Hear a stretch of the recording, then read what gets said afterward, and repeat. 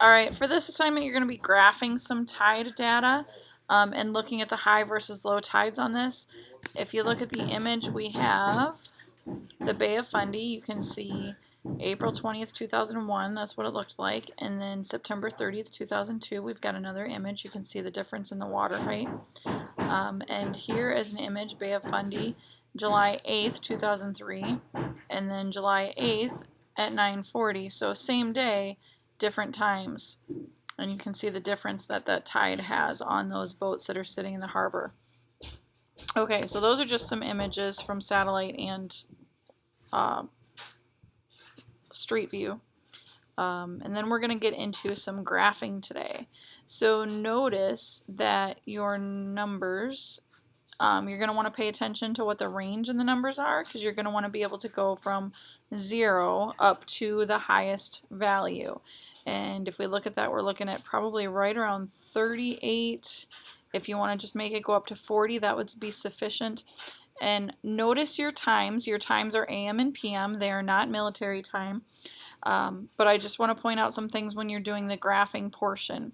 So we've got, here's December 1st. December 1st has 24 hours within the day. So our midnight time will be on the dark lines for every single one of these days. Your noon should be that one right dab in the middle.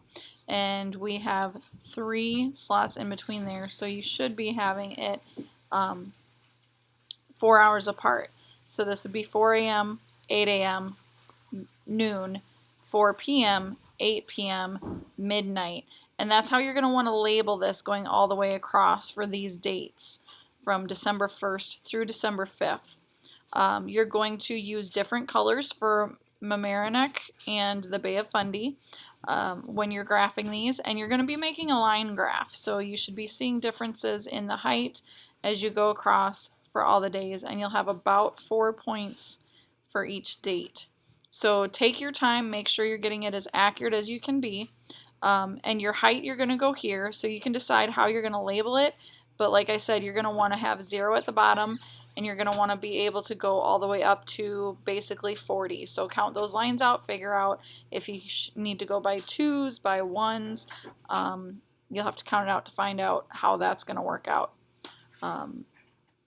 But otherwise, just some basic graphing. And then when you're finished with the graphing, you're going to analyze the data and answer these questions. You should be able to answer the questions up here require you to have that background knowledge from the last 2 days. But you're using your background knowledge along with the data from the graph in order to answer these questions.